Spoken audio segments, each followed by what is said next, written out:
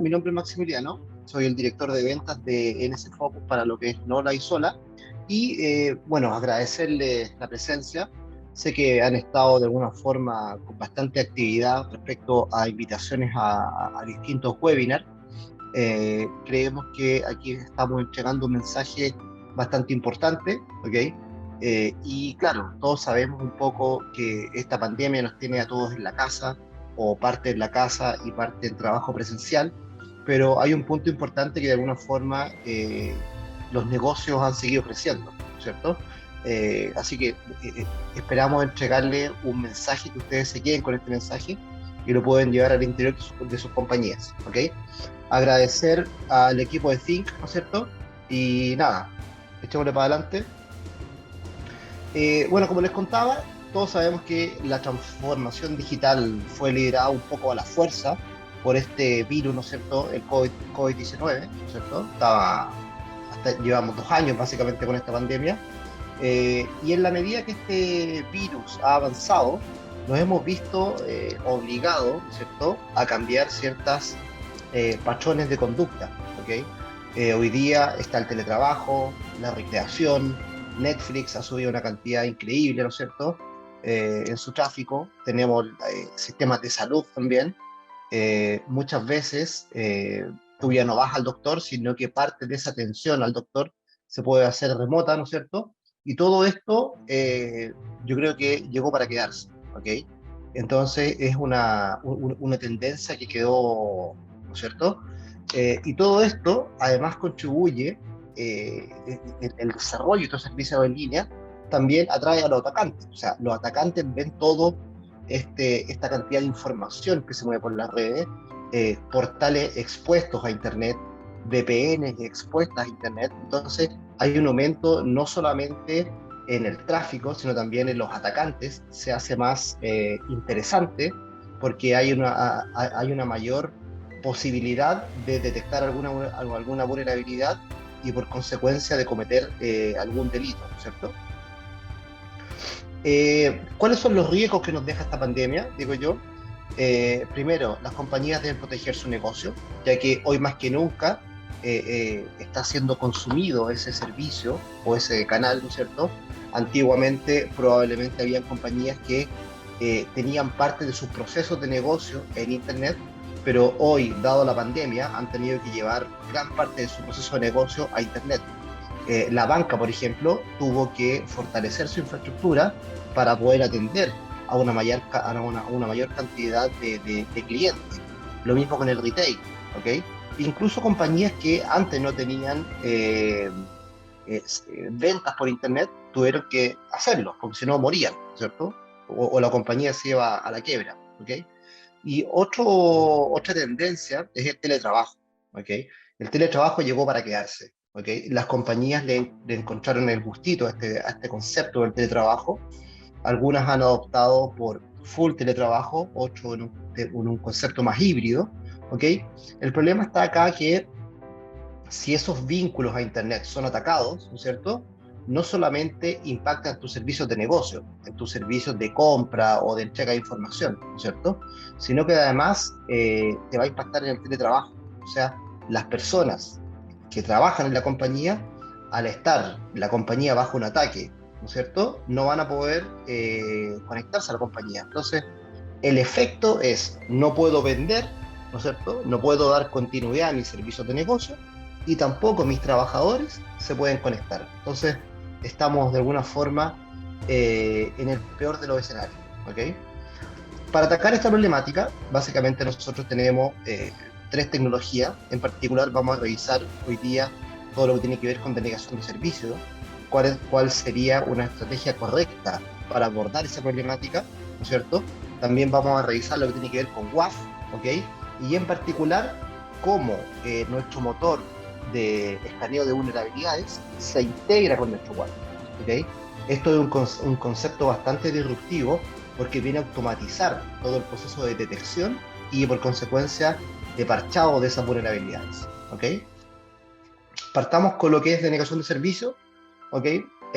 Todos sabemos más o menos lo que es un ataque de denegación de servicio, pero para aquellos que no lo sepan, es un ataque de alguna forma distribuido, orquestado, y que tiene como objetivo indisponibilizar los servicios de la compañía. ¿Okay? Entonces, ningún atacante, ningún cliente puede consumir los servicios de esa compañía. ¿Okay? Ese es el objetivo principal. ¿Okay?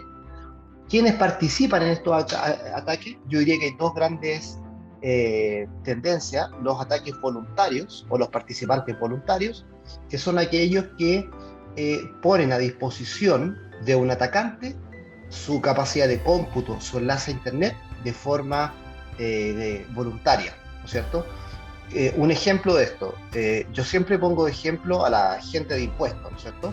Existe una alza de impuestos a cualquier cosa y mucha gente sale a protestar a la calle, ¿no es cierto? Pero hay otras personas que no quieren salir a la calle a protestar y lo que hacen es bajan un script o bajan una aplicación de manera tal de protestar de forma más activa, realizando un ataque. Entonces, están participando en ese ataque, en esa protesta, ¿cierto? De forma voluntaria, ¿ok? Y el otro mecanismo de participación es una participación involuntaria, ¿ok? Hoy día, con la proliferación de la Internet de las cosas, todos tenemos router en la casa, televisores inteligentes, ampolletas inteligentes, teléfono inteligente, etcétera. Entonces, con la proliferación de la Internet de las cosas, los atacantes lo que hacen es tomar el control de sus dispositivos y orquestarlo para ejecutar algún ataque. O sea, tú estás participando sin saberlo en algún ataque tipo volumétrico. ¿Ok? Entonces, esas son las, básicamente, eh, tipos de ataque. ¿Ok? ¿Para qué se ocupan estos botnets? Como estos dispositivos que están acá son los que de manera voluntaria o involuntaria pertenecen a este botnet, y este cabecilla de esta red, ¿qué es lo que hace?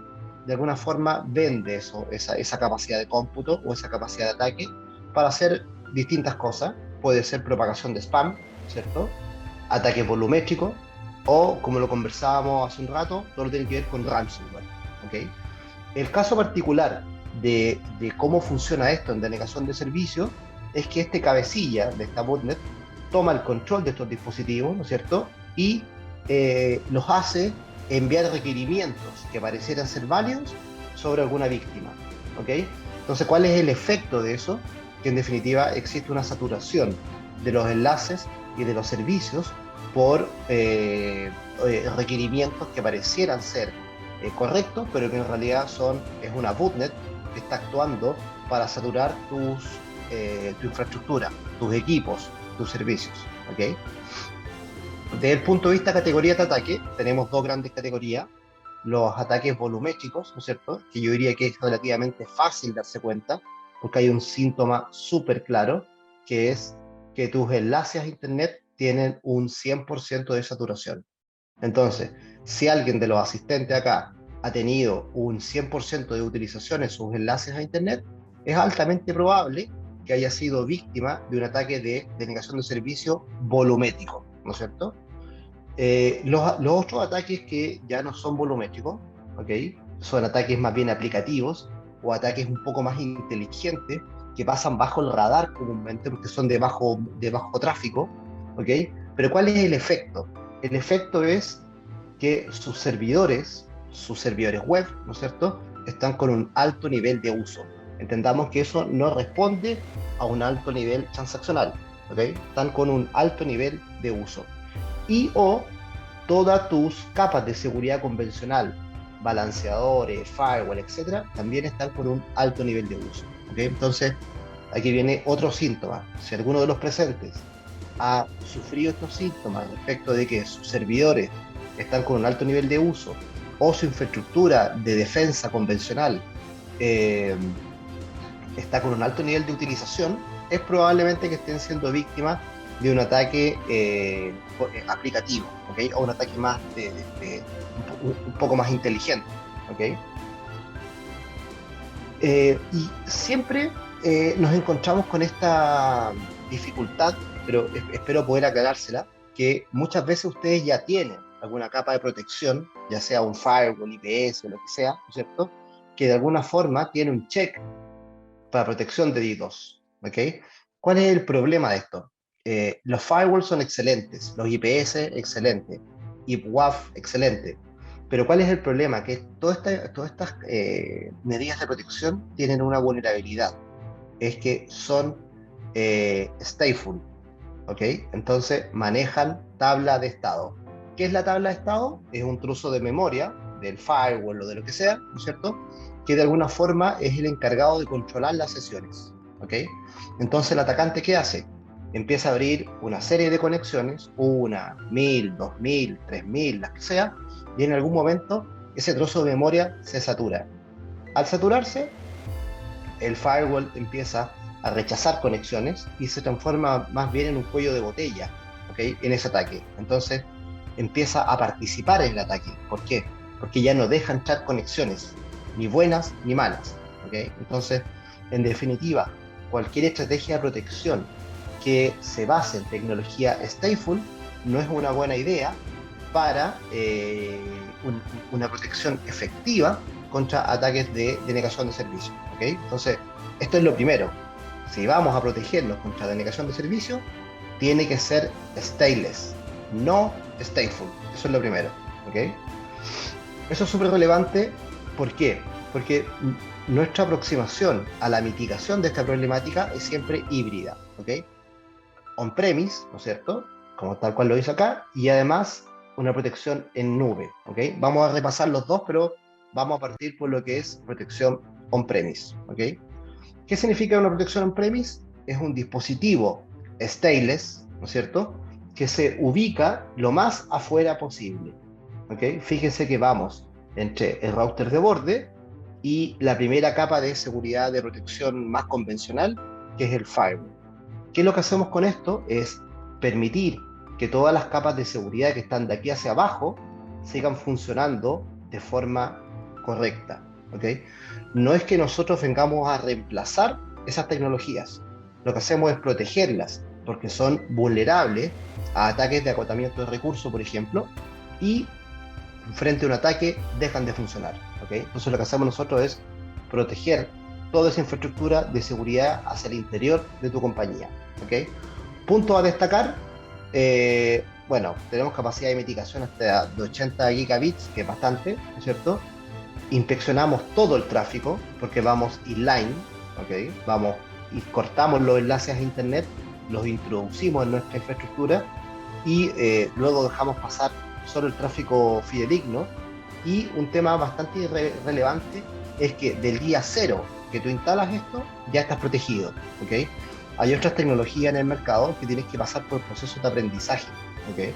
Entonces eso implica que de alguna forma tu proyecto es un poco más largo.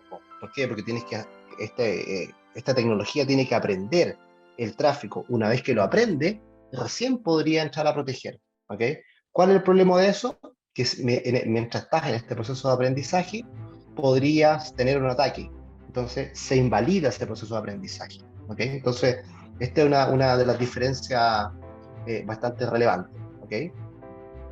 Desde el punto de vista defensa en la nube, ¿ok? Cuando un ataque se nos sale de control, lo que hacemos nosotros es recurrir a alguien aguas arriba, alguien que tenga una mayor capacidad de protección, ¿ok? Entonces, si analizamos la capacidad de protección que tenemos en nuestra nube, tenemos 7 terabits de capacidad de mitigación en 8 POPs alrededor del mundo. Fíjense que los POPs están básicamente los puntos de intercambio de tráfico están en Asia, Europa, Norteamérica, costa este y oeste, y nuestros amigos de Brasil también que han estado bastante activos. Entonces, ¿cuál es la estrategia de defensa acá? La estrategia de defensa es detener el ataque más cerca del origen que más cerca del destino. La analogía que hago yo siempre es es como que la policía pudiera detener al delincuente cuando va saliendo de su casa, ¿no es cierto? No cuando va llegando a mi casa, ¿ok? Entonces, siguiendo esa analogía, yo detecto los ataques más cerca del origen, hacia Europa o Estados Unidos, que más cerca del destino, en algún lugar de Lima o, qué sé yo, de algún lugar de Perú, ¿ok? Entonces, es una estrategia distinta de protección que me permite que el ataque no tenga un menor impacto. ¿ok? No llega hasta el destino. Es mitigado más cerca del origen que más cerca del destino, ¿ok? ¿Cómo funciona esto?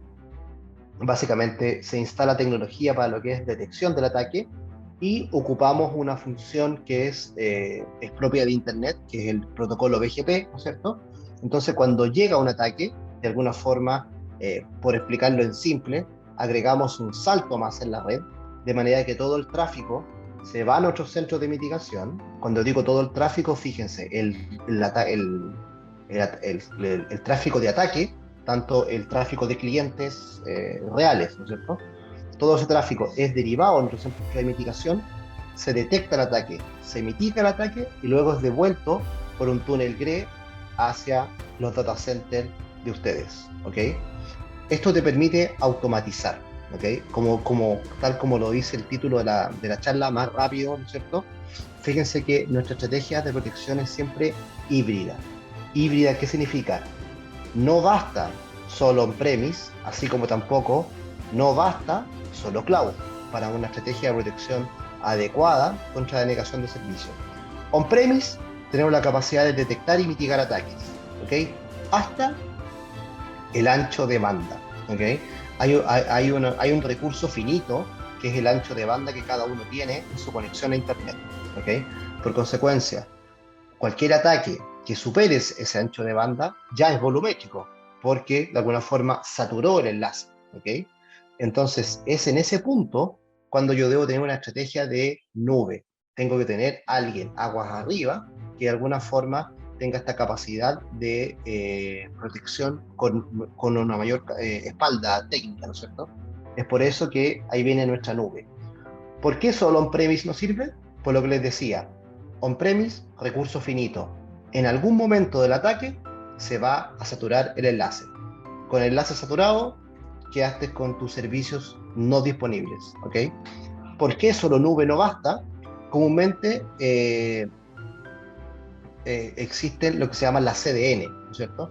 Las CDN suelen de alguna forma eh, venderse o promocionarse como una capa de protección contra ataques de denegación de servicio. ¿Por qué no sirve la CDN? La CDN solo hace caché o analiza o protege el tráfico HTTP, HTTPS. El resto no lo protege, ¿ok? Entonces ahí dejamos una superficie de ataque expuesta, ¿ok? Segundo, la CDN, cualquiera sea su sabor, funciona como un proxy reverso, ¿ok? Entonces hay técnicas muy simples para saber cuál es la dirección IP del data center. Entonces el atacante, ¿qué es lo que hace? Cambia el vector de ataque. Ya no ataca el nombre, sino que ataca la dirección IP. Y ese tráfico ya no pasa por la CDN, se va directo a tu data center. Es por eso que una estrategia de solo nube no sirve, tiene que ser siempre híbrida, ¿ok? Yo creo que siempre es interesante analizar un poco de estadística, ¿ok? Aquí tenemos estadística de lo que va del año, ¿no es cierto? Hasta junio, julio de este año. Fíjense cómo han crecido la cantidad de ataques volumétricos sobre 100 gigas, ¿ok? Es tremendo, ¿ok? Y fíjense los tipos de ataques, ¿no es cierto? Sobre 100 gigas. Ataque, el que más de alguna forma resalta, de ataques de SIM, ¿ok? O sea, esos son ataques muy fáciles de hacer, con una gran cantidad de volumen y que van a tener como objetivo, o sea, como consecuencia, la saturación de tu infraestructura, la saturación de tus servicios, ¿ok? Desde el punto de vista ataques volumétricos, ¿no es cierto? Fíjense que el UDP sigue liderando esta estadística. Yo siempre lo trato de explicar en simple, pero el UDP es un protocolo que no pregunta, pasa, ¿no es cierto? Entonces, es muy usado y abusado para todo lo que tiene que ver con ataques volumétricos, ¿ok? Y este gráfico es bastante interesante porque fíjense los tipos de dispositivos que participan en estos ataques. Comúnmente son router. Todos los que tenemos internet en la casa tenemos al menos un router, que es el que me da el proveedor de servicios, ¿cierto? Entonces los hackers toman el control de ese equipo y sin que tú lo sepas, te están haciendo partícipe de un ataque, ¿ok? Las cámaras, teléfonos IP, impresoras, las impresoras vienen creciendo bastante hoy día con la pandemia, todos tenemos impresoras en la casa, y también hay que preocuparse de mantenerlas parchadas para que estos atacantes no tomen el control de esos dispositivos y los puedan hacer participar en algún tipo de ataque. ¿Okay? Respecto de la inteligencia, aquí viene otra gran diferencia. ¿Okay? Nuestra inteligencia está basada en Asia. ¿Okay? Casi toda nuestra inteligencia viene desde Asia y todos sabemos que Asia es uno de los grandes originadores de ataques. ¿Okay? Entonces, ¿en qué se traduce esto como beneficio? En una mayor visibilidad y en una mayor inteligencia. ¿Okay? ¿Qué significa esto? Que cada uno de nuestros equipos o de nuestras tecnologías, de alguna forma, va a buscar esas firmas o feeds de inteligencia a nuestra nube. Eso permite que siempre estés al día en los últimos vectores de ataque y en los últimos patrones de ataque. ¿Okay? Por ejemplo, la información que viaja en esas feeds de seguridad es la reputación IP, ¿no es cierto? Los puertos abiertos o dominios que de alguna forma están participando en estos ataques. ¿Okay? Es por eso que es muy relevante esta visibilidad activa, ¿okay? Donde estoy permanentemente actualizando mi infraestructura para que esté actualizada respecto a los últimos vectores de ataque. ¿Okay? Eso es lo que es denegación de servicio. ¿Okay? Espero le haya quedado claro. Vamos a revisar un poco las tecnologías de WAF, que ustedes saben, los Web Application Firewall son otra tecnología que viene específicamente a proteger mi infraestructura web, mi servicio web, ¿no es cierto?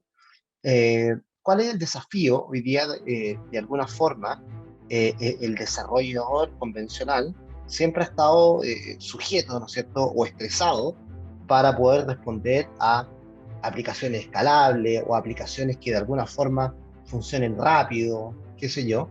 Pero ¿cuál es el problema? Que muchas veces los desarrolladores no escriben un código correcto, ¿ok? No tienen técnicas de desarrollo seguro, ¿ok? Entonces, es por eso que hoy día la gente de seguridad también está mirando de alguna forma todo este mundo de las aplicaciones, porque las aplicaciones son las que de alguna forma tienen las vulnerabilidades, son las que los atacantes explotan para poder hacer algún ataque, robo de información, etcétera. ¿Okay? Si hacemos un análisis respecto de cuál es el tiempo que una compañía en promedio se demora en resolver una vulnerabilidad, fíjense, yo veo estos números y me dan miedo, la verdad me dan miedo. O sea, un cross-site scripting, SQL injection, que yo diría que son los más graves, por el tema de phishing o por el tema de robo de información, tenemos 58 días y 38 días. ¿Cuál es el problema acá? Que en definitiva, desde que se detecta la vulnerabilidad, ¿qué es lo que hace el equipo de seguridad? Es investigar la vulnerabilidad, saber si existe el parche. Si no existe el parche, si es que no es una aplicación comercial, tienen que buscar el código fuente de esa aplicación, ¿cierto? Ojalá esté el código fuente. Luego de eso, buscar el desarrollador que entienda ese código fuente y pueda remediar esa vulnerabilidad, ¿okay? O si es un servidor web, ir al vendor de ese servidor web y ojalá exista el parche, ¿no es cierto? Entonces todo eso demora tiempo, ¿ok? Y es un tiempo, mientras tanto, tu servicio web está expuesto a ser atacado por cualquiera de las técnicas que están ahí mostradas, ¿ok? Entonces este es un riesgo bastante alto de exposición a este tipo de amenazas, ¿ok? ¿Cuál es nuestra aproximación? Es que para proteger todas estas aplicaciones web, ¿no es cierto? Tenemos reglas de comportamiento, podemos profundizar después en esto, ¿no es cierto? Pero lo importante es que les quede claro que tenemos técnicas, mecanismos de protección que van desde la capa 3 hasta la capa 7 para poder mantener tu servicio expuesto a Internet de forma segura, ¿ok?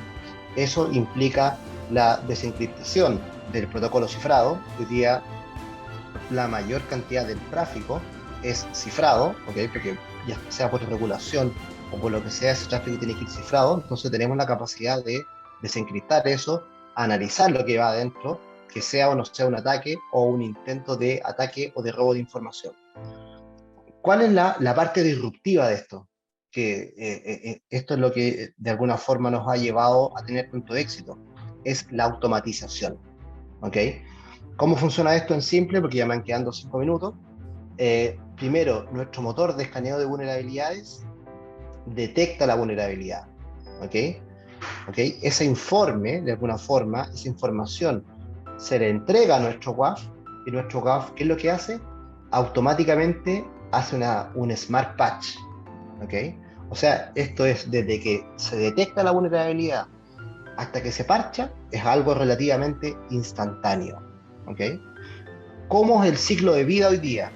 Se contrata un ethical hacking o un servicio de escaneo de vulnerabilidades, te llega un informe de 20 hojas por lo menos, ¿no es cierto? Algún ingeniero especialista tiene que leer ese informe, determinar si que existe el parche, luego hacer un plan de pruebas para aplicar ese parche y luego aplicar el parche propiamente tal, ¿no es cierto? Eso toma tiempo y mientras tanto ese tiempo tú estás expuesto a esa vulnerabilidad en Internet. Lo que hacemos con esto es acortar ese tiempo. Tu infraestructura sigue siendo vulnerable porque acá abajo no has aplicado el parche, pero esa vulnerabilidad ya no es visible hacia Internet. Por consecuencia, todo tu proceso de validación o de pruebas del impacto del parche o de modificación en el código fuente lo puedes hacer eh, sin, eh, sin tanto apuro, ¿ok? Teniendo mayores cuidados en lo que son las pruebas de esos parches, ¿ok? Acerca de nosotros, quienes es NS Focus, somos una compañía básicamente de origen asiático, nuestro headquarter está en Asia, ¿no es cierto?, en Europa y en Santa Clara, ¿no es cierto?, también tenemos headquarter en Sao Paulo, y aquí vienen dos cosas que yo quiero destacar. Primero, nuestro código fuente es analizado y certificado por Veracode. Esto yo no lo he visto en otros fabricantes y lo encuentro excepcional, ¿ok? Que una entidad externa de alguna forma analice el código fuente y te diga, no tiene backdoor, no están robando información, qué sé yo, ¿ok? Y otro punto bastante importante es que Ixalabs también tiene certificado nuestras tecnologías. O sea, las tecnologías de alguna forma hacen lo que dicen que hacemos, ¿ok? Entonces, eh, y un punto importante también es que participamos hace más de 7 años en el programa de Microsoft para el hallazgo, ¿no es cierto?, de vulnerabilidades. Entonces, aquí se explica un poco por qué vamos más adelante en lo que es detección y parchado, ¿ok? Como estamos en este programa, no tenemos que esperar que el parche salga o la vulnerabilidad sea pública, ¿ok? Nosotros ya estamos trabajando en eso y tenemos esa información. Entonces, sabemos cómo detectarla y por consecuencia sabemos cómo parcharla. Incluso no habiendo salido el parchado de todos los martes. ¿Ok? Entonces, por eso quedamos un poco más allá en esto, permitiendo acortar los tiempos de exposición de tus vulnerabilidades expuestas a Internet. ¿Ok? Bueno, ahí están mis datos, mi correo, ¿no es cierto? Para cualquier duda y a través de la gente de Think podemos organizar presentaciones más específicas donde podamos profundizar un poco más en cada una de estas problemáticas y por consecuencia en las soluciones o cuál debería ser una correcta aproximación para mitigar esos riesgos. Muchas gracias, espero se haya entendido. Entiendo que al final hay una fase de preguntas, pero aquí vamos a estar para poder apoyarlos.